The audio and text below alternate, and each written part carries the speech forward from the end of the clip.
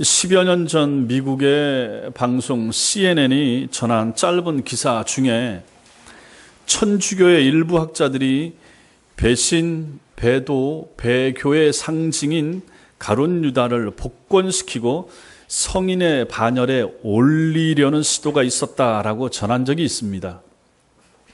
바티칸 교황청의 일부 학자들은 가룟 유다가 예수를 팔아넘긴 것은 하나님의 계획에 의한 것이기 때문에 그의 행동 또한 하나님의 일하심, 하나님의 사역의 일부라라는 논리를 폈던 것입니다. 그리고 이러한 가룟 유다의 복권은 예수께서 가장 절친한 제자를 용서하지 못한 것으로 비춰지는 문제를 극복할 수 있는 계기가 될 수 있다. 이렇게 말하면서 그들은 주장하기를 가룟 유다가 크리스찬의 전통에 따라서 예수님 앞에 용서받고 광야로 가서 영적 수련과 함께 자신을 정결하게 했다. 이렇게 주장했던 것입니다. 가톨릭에 있는 학자들이 이제 이렇게 말한 거죠. 우리 개신교 안에도 이렇게 얘기하는 사람들이 있습니다. 이 사람들은 우리와 형제가 아닙니다. 같은 예수를 믿는 사람들이 아닙니다. 이들은 우리와 신학이 달라도 너무 다른 사람들입니다. 누가복음 22장 3절에 12 중에 하나인 가룟인이라 부르는 유다에게 사단이 들어가니 라는 말씀이 있습니다. 사단이 들어가고 그가 그 다음에 나가서 예수를 팔아넘기고 이렇게 되는 거죠. 그렇게 얘기하는 그러한 학자들은 이러한 구절, 사단이 유다 속에 들어갔다라는 구절을 어떻게 해석할지가 궁금합니다. 어쨌든 오늘과 다음 주는 이렇게 본디오 빌라도와 함께 우리 기독교인들에게 있어서 가장 비극적인 인물로 기억이 되는 이 가룟 유다에 대해서 이번 주와 다음 주에 걸쳐서 한번 살펴보고자 합니다. 이 시간 이 말씀을 같이 나눌 때도 성령께서 우리에게 깨닫는 지혜를 허락하시기를 바랍니다. 먼저 이것은 구약의 예언이 성취가 된 것입니다. 주님께서는 제자들에게 복음의 증인이 되라라고 하는 명령을 주신 후에 그들이 지켜보는 앞에서 하늘로 올라가셨습니다. 곧 천사들이 나타나서 하늘을 바라보던 그들에게 주님께서 올라가신 그 모습 그대로 다시 오실 것이라 이렇게 알려줬습니다. 제자들이 그 말을 듣고 기뻐하면서 예루살렘으로 돌아가고 그리고 예수님께서 말씀하신 대로 성령의 오심을 기다리면서 찬송과 기도하는 일을 하고 있었습니다. 그런데 성령께서 그들에게 오셔서 본격적으로 복음이 전파되기 전에 먼저 해결해야 할 일이 있었습니다. 그것은 바로 주님을 배신하고 양심의 가책을 받아서 자살로 생을 마감한 이 가룟 유다를 대신할 한 사람의 사도를 새로 세우는 것입니다. 한 사람이 빠진 것이죠. 그 사람을 채워야 되는 것입니다. 이게 이제 구약에는 12지파가 있습니다. 12지파가 있어야 완전한 거죠. 신약에 12사도가 있습니다. 그래서 이 12이라고 하는 숫자는 완전함을 상징합니다. 이스라엘 전부를 상징하는 숫자가 되는 거죠. 12이. 그런데 지금 사도가 하나가 죽고 11명입니다. 하나가 모자랍니다. 그래서 하나를 채워서 약속하신 성령의 은혜 아래서 주님이 맡기신 지상 이 명령을 성취해야 됩니다. 그러기 위해서 한 사람이 모자란 이것을 채워야 되는 거죠. 그것을 가지고 지금 채우려고 하는 모습이 지금 오늘 이 15절부터 이 마지막 절까지 나타나는 것입니다.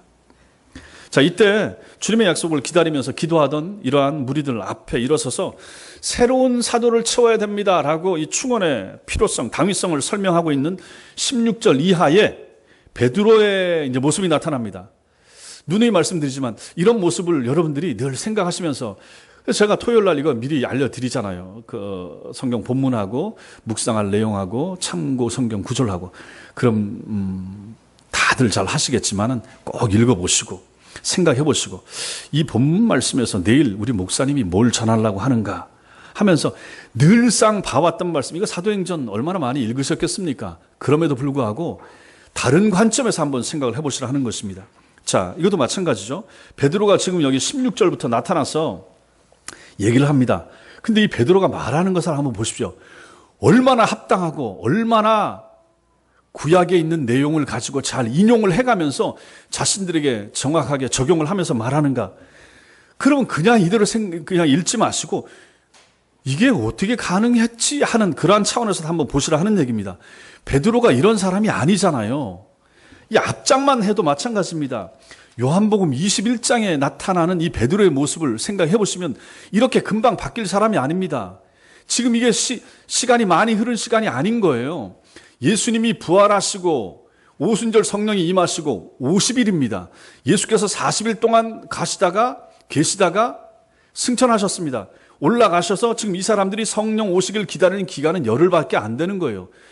그럼 이 기간이 얼마 됐겠습니까? 지금 요한복음 21장에서 다시 고기를 잡는 그들에게 예수님이 나타나서 베드로에게 말하면서 네가 나를 사랑하느냐, 네가 나를 사랑하느냐 3번이나 얘기하면서 말 못해 하는 그 베드로에게 다시 회복을 시켜주시고 용기를 주시고 다시 제자로서의 사명을 회복시켜주는 모습이 21장에 나오고 그 다음에 사도행전 1장에 이렇게 이어지는 거거든요. 그렇게 따진다 그러면 채 40일 50일도 채 안 되는 시간에 그 연약했던 겁쟁이 베드로가 이렇게 지금 변하고 있는 거예요. 요즘 말로 만약 바꿔서 얘기하면 우리 베드로가 달라졌어요. 이렇게 되는 거죠. 우리 베드로 사도가 이렇게 변한 거예요. 50일도 안 되는 그 짧은 시간에 우리는 놀랍게 변화된 베드로의 모습을 보게 되는 것입니다. 베드로가 전에는 이렇게 말한 적이 없습니다. 이제껏 구약 성경에 무지했던 베드로의 모습을 우리는 요한복음에서 봐왔고 사복음서에서도 마찬가지입니다. 그래서 주님으로부터 베드로가 당했던 그런 모습이나 이런 거 생각하지 않습니까? 사단아 내 뒤로 물러서라. 너는 나를 넘어지게 하는 자로다. 아니 자기 수제자라고 사단이라고 예수께서 책망하실 정도로 그렇게 그냥 급했고 무지했고 예수의 말씀을 잘 이해하지 못했던 그러한 사람이 베드로였다 하는 것입니다. 주님이 당하실 고난과 받으실 아픔의 순간들, 또 주님을 버린 사람들의 비열한 모습과 못 박히신 우리 예수님의 그런 현장의 모습까지도 생생하게 예견하고 있는 성경이 구약이 많이 있습니다. 그 중에서 우리가 잘 아는 이사야서 53장, 또 시편 22편, 이런 주님과 직접적으로 연관된 말씀을 예수께서 살아계시고 가르치고 할 때는 잘 깨닫지 못했던 사람이 누굽니까? 예수님 제자들입니다. 사도 베드로도 말할 필요도 없고요. 그렇게나 명확하게 우리가 지금 읽어도 야 이걸 이해를 못했을까 싶은 그런 말씀들도 잘 이해를 하지 못했던 사람이 바로 예수님 제자들이고 베드로였다 하는 것입니다. 그런데 주님께서 부활하시던 날 어떤 일이 생겼습니까? 낙심해서 이제 자기 고향으로 돌아가던 두 제자가 있었죠. 엠마오로 가던 두 제자죠. 그들에게 예수께서 나타나셨습니다. 부활하신 예수님이 부활하신 날에 나타난 거죠. 나타나서 그들과 길 가면서 얘기하는데 이 두 사람은 이거 누가복음이 나타나죠. 누가복음 24장에 이 두 사람이 예수님이 나타나서 예수님과 얘기하는데 예수님인 줄 모르는 거예요. 눈이 가려워져서 마음이 너무 낙심해서 죽었다고 생각하니까 자기 스승이 그 예수님이 부활하셨는데 그 모습에 대하여 생각을 못한 것입니다. 눈이 가려워진 거죠. 근데 그들에게 이제 예수께서 말씀하시면서 예루살렘에서 무슨 일이 일어났느냐? 아니 당신 그 소문도 몰라? 어떻게 그 예수라고 하는 사람이 죽었는데 그런 소문이 다 퍼졌는데 당신은 왜 모릅니까? 라고 이제 말하면서 얘기를 시작하면서 예수께서 그들에게 그 두 제자에게 모세오경을 풀어서 말씀하시고 모든 선지자의 글을 설명해 주시면서 예수께서 오셔야 되고 고난 당하셔야 되고 너희 때문에 죽으셔야 되고 하는 얘기를 쭉 풀어준 것입니다. 그리고 그 사람들이 오늘 집에 들어가서 밥 먹으려고 하고 예수께서 축복 기도하시고 나니까 눈이 확 열리면서 이분이 예수님이셨네 했는데 예수님이 사라진 거죠. 자, 그때부터 이제 이 사람들이 말씀을 깨닫기 시작한 것입니다. 구약에 꿰어지지 않던 그 그냥 조각조각 나있던 말씀이 퍼즐 맞추어지듯이 이제 꿰어지고 맞추어지기 시작하는 제자들의 모습을 우리가 여기서 봐야 된다 하는 것입니다. 구약 성경이 메시아와 그분의 죽음에 대해서 예언하고 있음을 그렇게 이제 깨닫기 시작한 것입니다. 16절에서 보십시오. 자, 16절 말씀 우리 같이 읽겠습니다. 시작. 형제들아, 성령이 다윗의 입을 통하여 예수 잡는 자들의 길잡이가 된 유다를 가리켜 미리 말씀하신 성경이 응하였으니 마땅하도다. 예. 이 말씀을 이제 베드로가 인용하면서 설교 같이 하는 거예요. 이 말씀이 어디서 인용됐는가? 시편 41편입니다. 찾아보겠습니다. 시편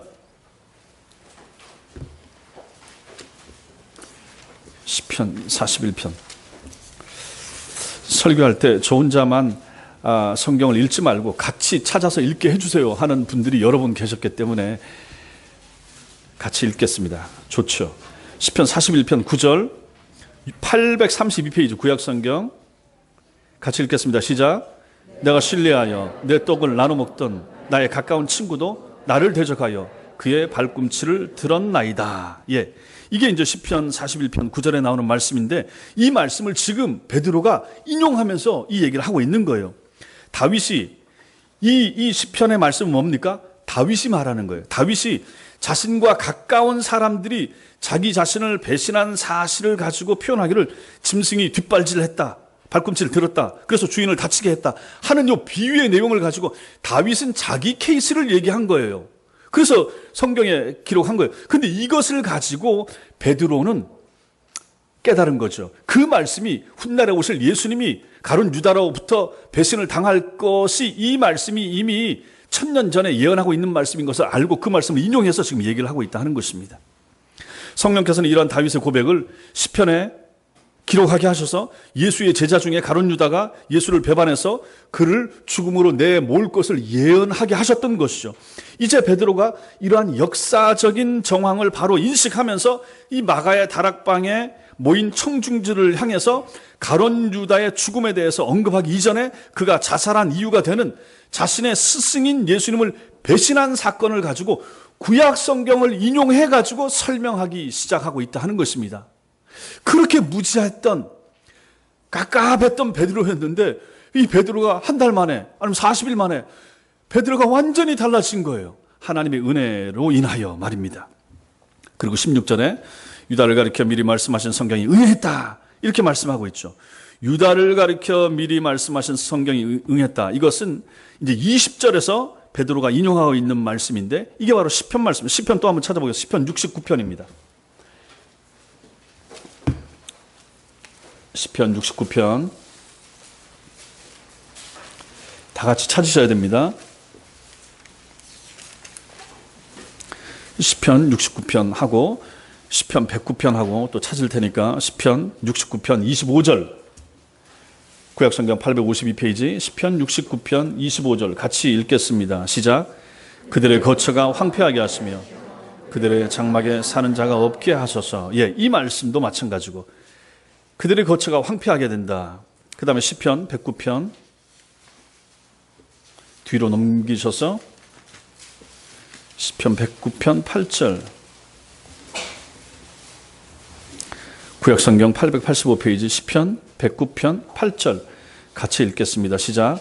그의 연수를 짧게 하시며 그의 직분을 타인이 빼앗게 하시며. 이것도 마찬가지 아닙니까? 그의 연수, 그의 생명을 짧게 하시며, 가룟 유다가 일찍 자살해서 생명을 마감했죠. 그의 직분을 타인이 빼앗게 하시며, 그 사도의 직분을 이제 마띠아가 받게 되잖아요. 이게 이제 다 이미 그때 다윗 때에 다윗은 자신의 케이스에 맞게 이것을 기록을 했는데, 이 말씀이 훗날에 오실 예수 그리스도와 그 주변 정황에 그대로 맞는 말씀이었다 하는 것입니다. 이것을 베드로가 깨달은 거예요. 알게 된 거죠. 그대로 이루어졌다 하는 것입니다. 그래서 이제 그가 맡았던 직분, 이 가룟 유다가 맡았던 직분은 반드시 다른 사람으로 채워져야만 했던 것입니다. 이처럼 구약의 예언들은 신약에서 하나하나 적합한 사람에게 적당한 시간에 꼭 맞게 이루어졌던 것입니다. 그리고 16절 마지막에 나오는 마땅하도다. 이건 필연성을 반드시 그렇게 돼야 된다 하는 말씀이 되는 거죠. 완결되지 않은 상태나 동작을 나타내는 시제인, 이게 미완료형으로 사용되고 있는 거죠. 그래서 과거에도 하나님의 말씀은 성취돼야 되고 지금도 성취되고 있으며 앞으로도 성취될 것이다. 마땅하다. 하나님의 말씀은 마땅하다. 다윗 때에도 이루어져야 되고 예수님 때에도 이루어져야 되고 이제 여러분과 저 우리 때에도 이루어져야 한다 하는 것입니다. 우리 지난번에 봤던 것처럼 말세가 왜 말세인가? 예수님 재림만이 남았기 때문에 다 이루어지고 하나 그 말씀만 이루어지지 않았다. 그래서 말세라 말씀드렸습니다. 그럼 그 말세 예수님의 재림 약속만 남았다. 그 약속이 이루어지겠습니까? 안 이루어지겠습니까? 당연히 이루어지는 거죠. 이 말씀에 의하면 마땅하도다. 하나님의 말씀은 당연히 이루어져야 되는 것입니다. 마땅합니다. 그래서 여러분과 제가 믿어야 되는 거죠. 성경의 예언은 과거에도 이루어졌고 현재도 이루어지고 있으며 앞으로도 이루어질 것입니다. 이건 언제나 마땅한 일이다 하는 것입니다. 그래서 여러분과 저도 마찬가지입니다. 말씀을 믿어야 됩니다. 성경을 믿어야 됩니다. 심지어는 목사를 믿는 것이 아니라 성경을 믿으셔야 된다. 바르게 가르치는 말씀을 믿어야 된다 하는 것입니다. 그래서 성경을 자꾸 찾아보는 거죠. 두 번째는 오늘 이 말씀 가운데서 우리는 자유의지와 하나님의 섭리에 대해서도 생각해 볼 수 있습니다. 오늘 말씀이 약간 딱딱할 수도 있지만 우리가 꼭 알아야 될 그런 내용들이 이 가룟 유다의 삶을 통해서 잘 나타나고 있습니다. 오늘 16절과 이 20절까지의 말씀은 가룟 유다의 배신에 대한 사도 베드로의 신학적인 해석이 되는 것입니다. 앞에서 말씀드렸죠. 베드로가 이런 사람이 아닌 거예요. 그런데 성령께서 은혜를 주시는 것입니다. 혼자 잘나서 깨닫게 된 게 아니에요. 물론 성령 강림은 사도행전 2장에 나타납니다. 그런데도 성령께서 본격적으로 임하시기 전에도 베드로에게 이런 깨달음이 나타나고 있다 하는 것입니다. 성령의 은혜입니다. 여러분과 제가 말씀을 깨닫고 교회를 사랑하게 되고 형제와 자매를 아끼고 사랑하게 되는 마음이 생기는 것은 성령의 은혜입니다. 인간의 본성 가지고 안 됩니다. 여러분과 저는 다 죄인들입니다.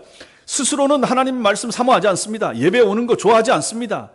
교인들 별로 좋아하지 않습니다. 그냥 혼자 있는 거 좋아하는 사람들이 더 많습니다. 그런데 하나님의 은혜가 임하면 성령이 우리에게 마음을 부드럽게 하시면 된다 하는 얘기입니다. 이런 은혜가 나타나는 것이죠. 구약의 베드로는 유다의 배신이 구약 예언의 성취라라고 앞에서 말씀드렸습니다.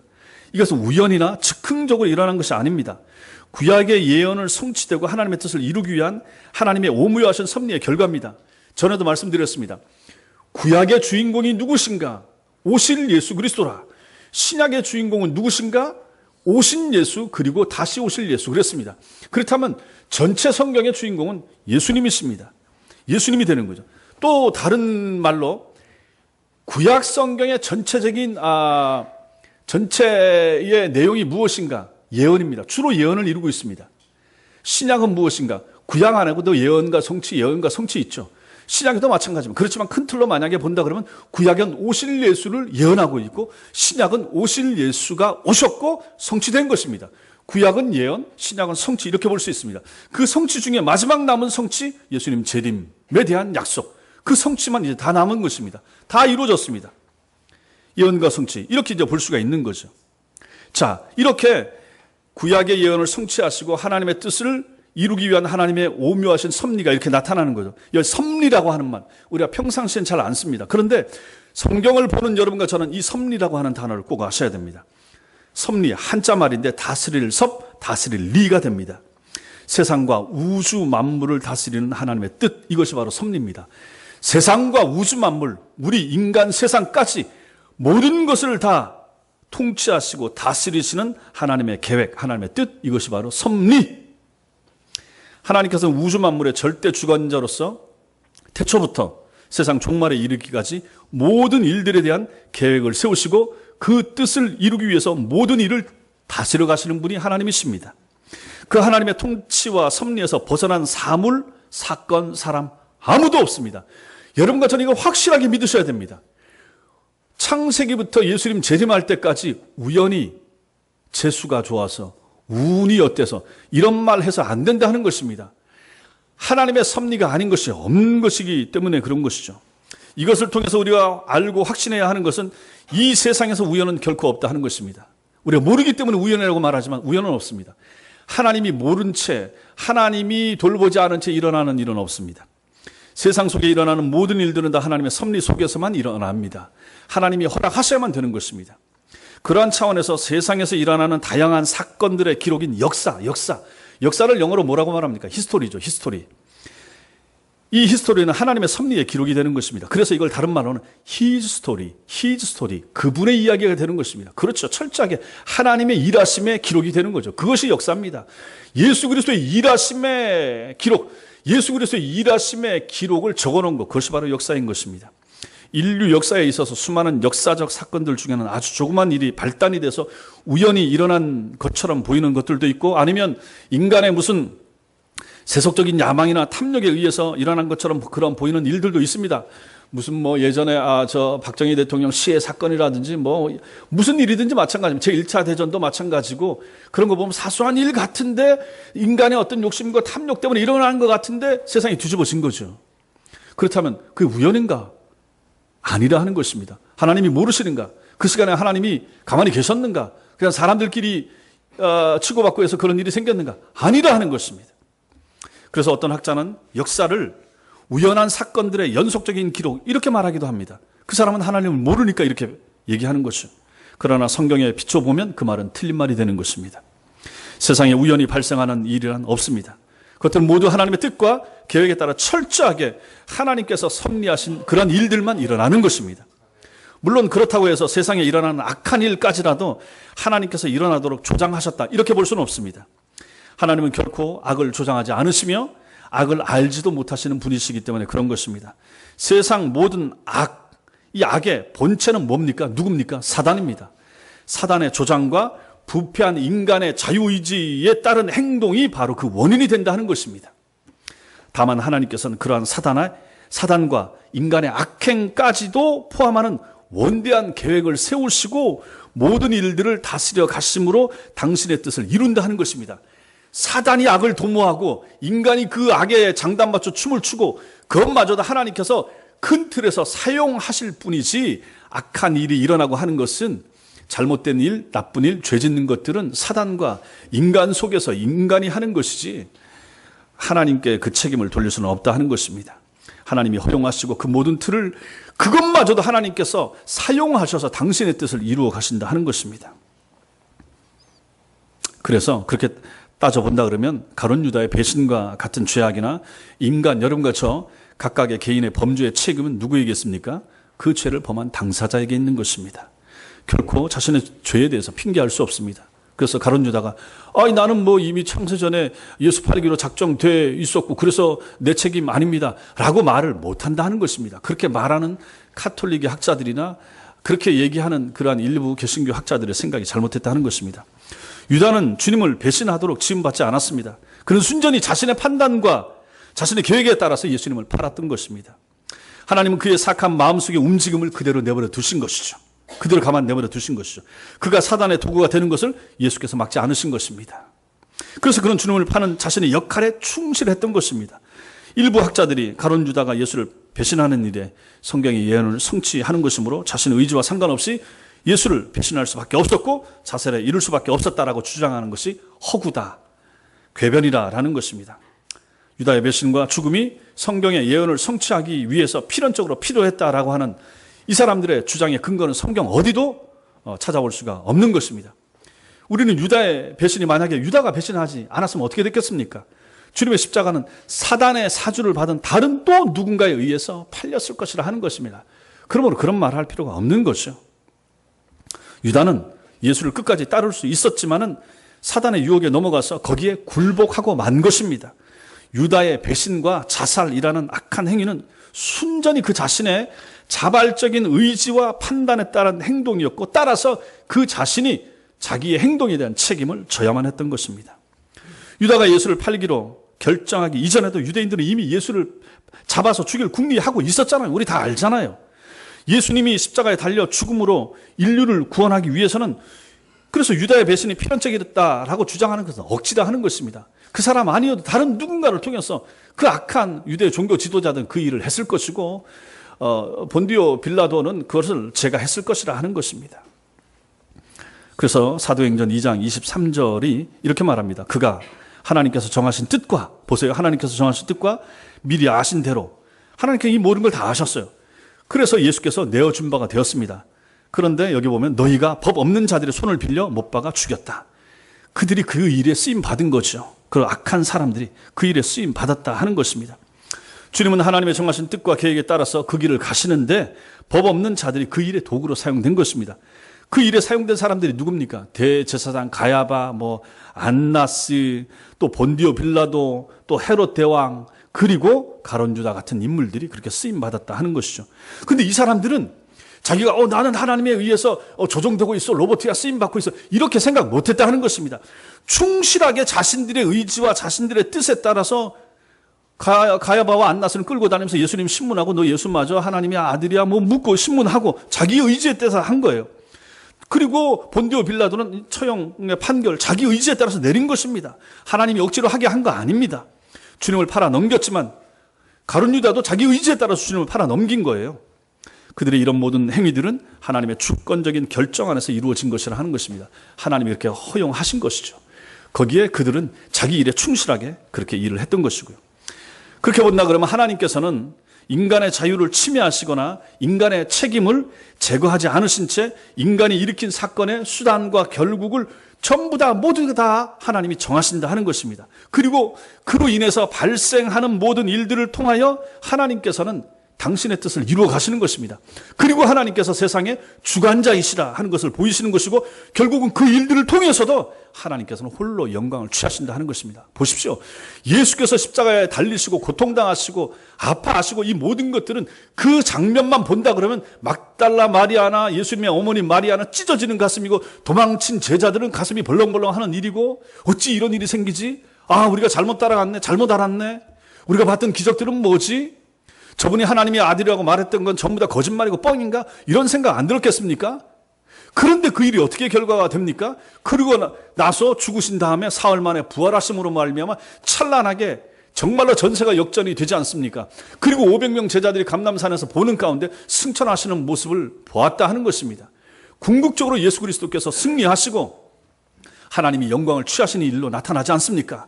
거기에 다 이 모든 일이 쓰임 받았다 하는 것입니다. 이해하기가 쉽지 않은 부분이지만 이것이 바로 성경의 가르침이 되는 것입니다. 욥기서 12장 10절에 보면 이런 말씀이 나옵니다. 욥기서 12장 10절에 모든 생물의 생명과 모든 사람의 육신의 목숨이 다 그의 손에 있느니라, 이 말씀이 나옵니다. 저도 이 말씀을 숱하게 읽었지만 이 말씀 준비하면서 봤더니 모든 생물의 생명까지 모든 사람의 육신의 목숨이 다 하나님의 손에 있다. 신자의 목숨도 불신자의 목숨도 하나님의 손에 달려 있는 거예요. 집에 있는 강아지의 죽음이든지 길거리에 로드킬 당했던 생명 하나든지까지 모든 생물의 생명도 하나님의 손에 달려 있다. 우리는 그걸 믿어야 되는 것입니다. 하나님이 모든 것을 통치하신다. 참새 2마리 떨어지는 것도 하나님이 허락하지 않으면 안 된다라고 말씀하신 분이 하나님 아닙니까? 이것을 인정하는 신앙, 이것이 바로 하나님의 주권을 믿는 신앙이고 이것을 가지고 우리가 받아들일 때 하나님의 섭리를 받아들인다, 이렇게 되는 것입니다. 하나님은 세상을 다스리시고 우리들의 가정과 우리 개인의 삶을 당신의 뜻 안에서 움직여 가신다, 믿으셔야 됩니다. 이 신앙이 우리에게 필요한 것이죠. 그래서 내가 살고 가정이 유지가 되고 결혼을 하고 아이를 낳고 우리가 언제 세상을 떠나고 이 모든 것까지 하나님의 통치 가운데 있다, 하나님의 섭리 가운데 있다. 그렇다면 우리 이걸 믿으셔야 되는 것입니다. 안달복달하고 그냥 내가 조급해하고 이런 것이 아닌 거죠. 그런다고 또 되는 것도 아니고 이것을 믿는 신앙, 이것이 바로 하나님의 주권을 인정하고 믿는 신앙이 되는 것이고 이 모든 것에 대하여 우리가 인정할 때 그 사람은 하나님의 섭리를 받아들이는 것이 되는 것입니다. 마지막으로 오늘 말씀에서 봐야 될 것은 현실적인 신앙인의 모습, 이 가룟 유다의 모습을 보는 것입니다. 17절 말씀 같이 읽겠습니다. 17절 시작. 이 사람은 본래 우리 수 가운데 참여하여 이 직무의 한 부분을 맡았던 자라. 예, 이것은 뭡니까? 사도 베드로가 가룟 유다가 누렸던 특권에 대해서 얘기하는 것입니다. 베드로 먼저 이 사람은 본래 우리 수 가운데 참여하여 라는 말로 유다가 영광스러운 사도로 주님께 세움받은 자였다 하는 것을 언급하고 있습니다. 가룟 유다는 주님이 기도하신 후에 친히 선택해서 세운 12제자 중에 하나입니다. 이 세상에 그 수많은 인류가 왔다 갔지만 예수님이 친히 선택해서 세운 사람은 딱 12사람밖에 없습니다. 그 중에 하나가 가룟 유다였습니다. 교회의 기반이 될 사도들 가운데 하나로 택함받는 영광을 누렸던 사람, 가룟 유다입니다. 이 사람은 3년이나 주님과 동고동락하면서 주님으로부터 직접 진리의 말씀으로 가르침을 받는 특권을 누렸던 사람입니다. 아니, 이런 특권을 누린 사람이 인류 가운데 이 12사람밖에 없는 거예요. 데리고 다니면서 먹여주고 재워주고 바다 풍랑 가운데서 바닷가에서 고기 뜯어 먹여 가면서 그렇게 기적을 벳세다 광야에서 베풀어 가면서 그렇게 가르침 받았던, 예수님께로부터 개인 교수를 사사를 3년이나 받았던 그러한 사람들 12사람, 그 중에 한 사람 가룟 유다. 보통 특권이 아니지 않습니까?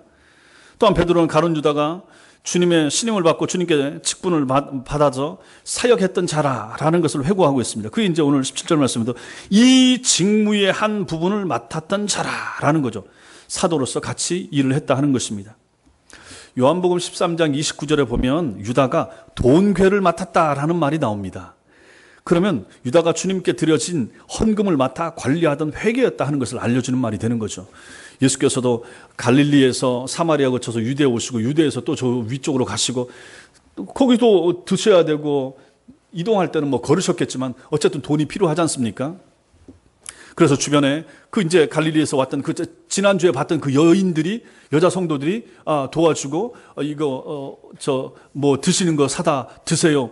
제자들하고 맛있는 거 드세요. 뭐 이렇게 했던 사람들이 있었을 거 아닙니까? 그 돈들이 들어오니까 그것을 가지고 예수님과 12 제자들이 맡아서 누군가 관리해야 되는데 그 중에 한 사람 가룟 유다가 그 돈을 재정을 맡았다 하는 것입니다.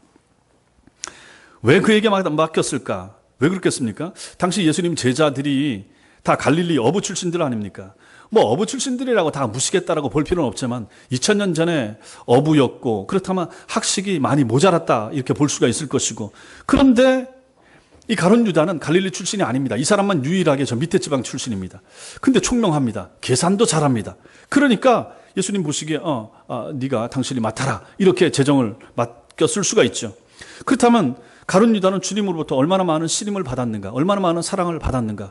둘씩 짝지어서 복음을 전하라고 보냈을 때 이 가룟 유다도 당연히 짝지어서 나가서 귀신도 쫓아내고 이적도 행하고 하는 일에 이 사람도 같이 쓰임 받은 사람이에요. 이 사람은 능력을 행하지 못했던 그런 좀 모자라는 그러한 사도라고 봐서 안 된다 하는 말입니다. 오히려 더 탁월했던 그러한 사도일 수가 있는 거죠. 그런 사람이었습니다. 18절 말씀 같이 읽겠습니다. 18절 사도행전 2장 18절 시작. 이 사람이 불의의 삭스로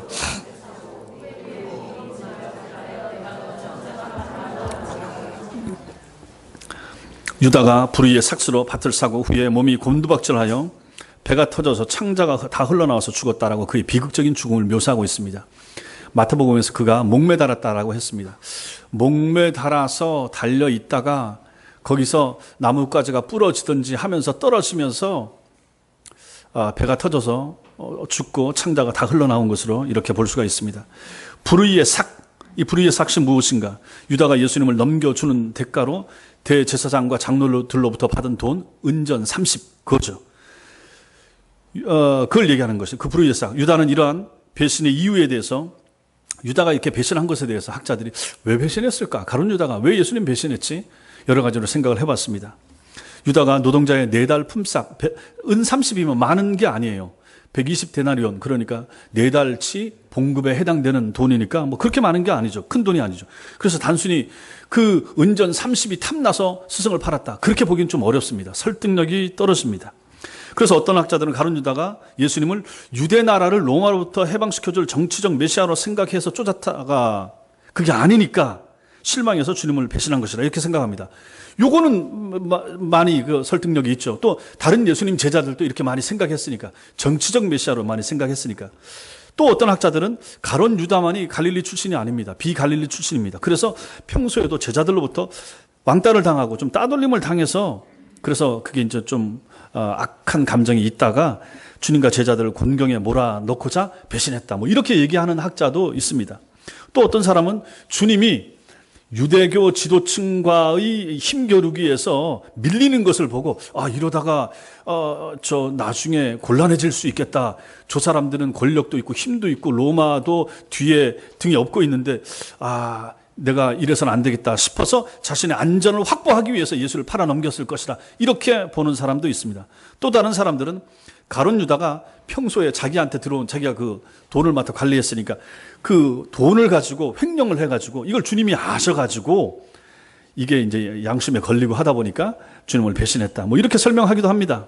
근데 뭐가 정확한지는 성경에 나왔지 않으니까 우리가 알 수가 없습니다. 그러나 그의 배신의 이유를 우리가 정확히 알 수는 없지만 중요한 것은 요한복음 13장 27절, 아까 누가복음도 있지만은 사탄이 가룟 유다 속에 들어갔다라고 설명함으로 그가 사단의 미혹에 넘어가서 주님을 배신한 것으로 이해할 수 있다 하는 것입니다. 그렇게 사단이 속에 들어가니까 이제 인간적인 생각만 막 돌아가는 거죠. 그래서 예수님을 팔았다. 어쨌든 그가 돈에 눈이 멀었든지 자신이 기대한 정치적 메시아가 아닌 것에 실망을 했든지, 유다는 여기서 보면 무엇을 보여줍니까? 철저하게 현실적인 이익만을 따라가던 사람이라 하는 것을 우리가 알 수 있게 되는 것이죠. 현실적인 목적으로 주님을 쫓다가 그것을 이룰 수 없게 되자 또 한 번 현실적인 이익에 따라서 예수님을 팔아버린 거죠. 물론 이 나머지 예수님 제자들도 이런 현실적인 목적을 가지고 따르기도 했지만은 가룟 유다처럼은 하지 않았던 거죠. 베드로까지는 그렇게 했다가 나중에 3번 부인했다가 회개하면서 돌이키긴 했지만은 이 가룟 유다는 그런 모습도 없었다 하는 것입니다. 이것이 여러분과 저에게 주는 교훈이 무엇입니까? 신앙에서 현실적인 이익만을 추구하는 사람은 언제라도 또 다른 가룟 유다가 될 수 있다 하는 것입니다. 이 시대의 가룟 유다가 누굽니까? 여러분과 저도 이런 현실적인 이익에 따라서 신앙생활을 한다든지 안 한다든지 예수 믿는다든지 안 믿는다든지 이것을 하게 되면 우리도 가룟 유다처럼 될 수가 있다 하는 것입니다. 우리 기독교인들은 주님의 약속에 따라서 천국 소망을 가지고 믿음 생활을 합니다. 그러나 성도들 중에는 단순히 현실적인 목적으로 교회 생활을 하는 사람들도 다분히 있습니다. 교인들 가운데. 그들 중에는 어떤 사람들은 기독교 신앙을 가지고 현 사회를 한번 바꿔보려고 하는 그런 사람들도 있습니다. 또 어떤 사람들은 교회에 나와서 복 받으려고 말 그대로 현세에서 복을 좀 받으려고 병도 고치고 돈도 잘 벌고 자식들 잘 되고 그런 것을 소망하면서 교회 오는 사람들도 있습니다. 또 어떤 사람들은 인간관계를 넓히려고 하는 사람들도 있고 또 미국에 있을 때 보니까 명함 가지고 와서 이제 사람들한테 나눠주면서 자기 업체 홍보나 좀 이런 것도 통해서 뭘 좀 해보려고 하는 사람들도 있었고요. 어쨌든 그런 목적을 가지고 교회는 올 수 있습니다. 그런 생각이 있어도. 근데 그걸 가지고 왔다가 신앙생활을 하고 설교를 듣고 말씀을 통해서 예수를 만나서 그것을 바꿔야죠. 고침받아야죠. 근데 그렇지 못하고 그대로 만약 산다. 그러면 곤란한 거죠. 그런 사람들은 어떻게 됩니까? 그런 목적을 가지고 왔다가 그 목적이 이루어지지 않으면 기독교나 예수를 버립니다. 떠납니다. 교회를 떠납니다. 그런 사람들이 믿음에서 배교하는 거죠. 떠나는 거죠. 가룟 유다처럼 딱 그런 사람들이 있다. 교회 안에도 그런 사람들이 상당히 있다. 이렇게 자신의 현실적인 이익에 따라서 예수를 쫓기도 하고 배반하기도 하는 사람들이 바로 이 시대의 가룟 유다들이다 하는 것입니다. 여러분들은 어떻습니까? 저는 또 어떻습니까? 여러분들 어떤 목적을 가지고 교회를 나오시고 어떤 목적을 가지고 주님을 쫓으십니까? 어떤 이유로 믿음 생활을 하십니까? 현실적인 이익만을 혹시 추구해서 오신 분이 있다면 그것 때문에 교회 오셨다고 해도 교회 오신 건 잘하셨습니다. 그러나 이제 내려놓으시고 고치셔야 됩니다. 생각을 바꾸셔야 됩니다. 우리가 위의 것, 천국에 속한 것을 소망하면서 믿음 생활을 하지 않는다면 우리는 바른 길로 가는 신앙인이 절대로 될 수가 없습니다. 그래서 바울이 말합니다. 고린도후서 4장 18절 한번 찾아보겠습니다. 고린도후서 4장 18절 저 뒤에 고린도후서 4장 18절 신약성경 290페이지 고린도후서 4장 18절 고린도후서 4장 18절 같이 읽겠습니다. 시작. 우리가 주목하는 것은 보이는 것이 아니요 보이지 않는 것이니 보이는 것은 잠깐이요 보이지 않는 것은 영원함이라. 이 말씀 믿으시기 바랍니다. 꼭 믿으셔야 됩니다. 우리가 주목해야 될 것이 무엇인가? 보이는 것이 아니고 보이지 않는 것입니다.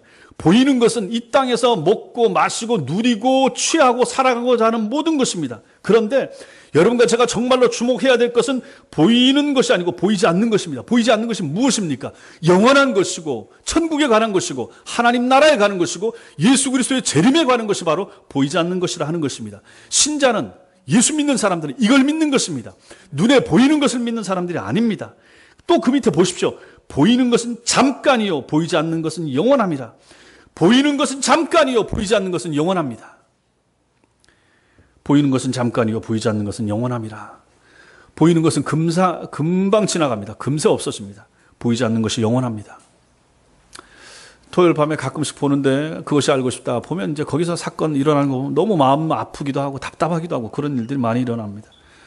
17년 전에 18년 전에 어느 상사가 죽은 일에 대해서 어젯밤에도 하던데 그 부인은 왜 자기 남편이 죽었는지 그 죽음에 대해서 경찰도 덮고 기무사도 덮고 막 군인들도 덮고 왜 덮는지도 모르고 그 다시 이제 재조사위원회에서 이제 한다고 하는 얼마나 답답하겠습니까? 그 마음이 얼마나 힘들겠습니까?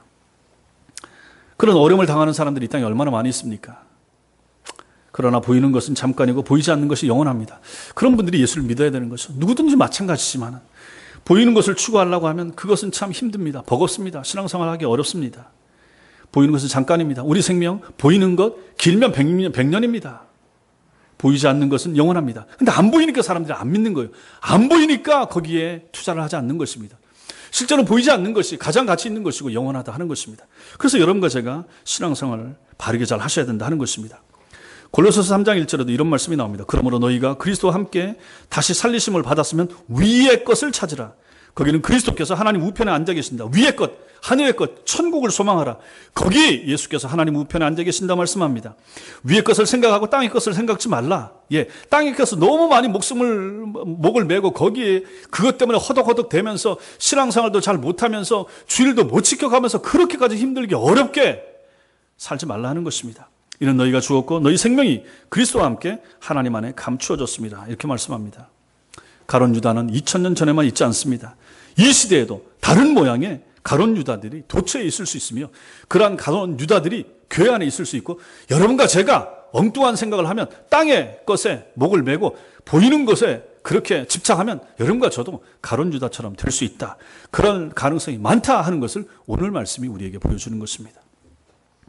사랑하는 성도 여러분, 18절부터 20절까지의 말씀은 주님을 배신한 유다의 비참한 최후에 대해서 적어놓고 있습니다. 자신이 3년이나 모시고 따르던 주님을 노예 한 사람 몸값 정도에 팔아버린 그는 이 땅의 모든 것으로부터 버림당하고 말았습니다. 이 사람은 동료 제자들로부터 버림받았죠. 그를 이용했던 종교 지도자들도 그를 버려버렸습니다.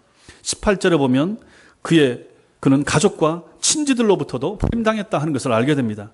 그가 목매어서 자살했는데 웬만하면 그의 가족이나 친척이 그의 시신을 거두어서 장사 지내주지 않겠습니까? 그렇지만 그의 가족들도 돌아보지 않았다. 그를 부정한 자로 여기고 내버려 둔 것입니다. 그래서 그 나뭇가지에 매달려 있다 떨어져서 배가 터져서 죽는 비참한 모습을 보게 되는 거죠. 가족들도 버린 것입니다.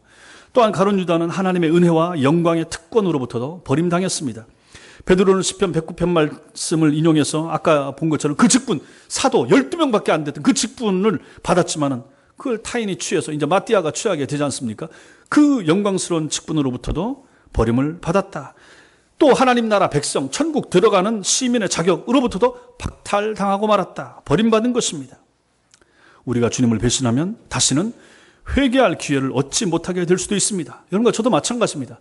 우리가 예수를 버리면, 우리가 예수를 안 믿으면, 우리가 예수를 부인하면, 우리가 가룟 유다처럼 예수를 팔아버리면 충분히 우리도 그럴 여지가 있는 사람들인데 그렇게 되면 우리도 하나님 앞에 버림받을 수가 있다 하는 것입니다. 연약한 성도는 회개하면 주님의 긍휼을 얻지만 명목상의 성도로 이름만 신자로 살다가 주님을 배신하고 기독교를 배교한 사람은 주님께 영영한 버림을 당한다라고 하는 이 무서운 사실을 기억하셔야 된다 하는 것입니다. 예수 떠나면 죽습니다. 교회 떠나도 죽습니다. 예, 우리 교회 떠나서 다른 건전하고 바른 교회 가는 건 괜찮습니다. 그러나 믿음을 떠나는 것은 죽는 길이라 하는 것입니다.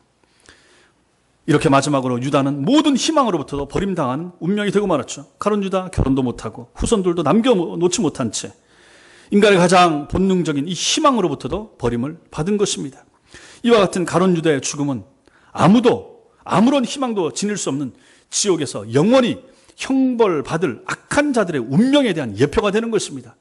예수 안 믿고 신자로 살지 않고 신앙의 길에서 벗어나고 떠나면 가룟 유다같이 될 수 있다 하는 것을 이 말씀이 우리에게 경고해 주는 것입니다. 그러므로 우리는 주님을 믿는 믿음에서 떨어지지 않도록 늘 자신을 살피고 우리 믿음이 날마다 성장하기 위하여 더 애를 쓰고 경건 생활에 힘을 쏟는 그러한 사람들이 되셔야 될 것입니다. 이런 은혜가 여러분과 저에게 있기를 주님의 이름으로 축원합니다. 기도하겠습니다.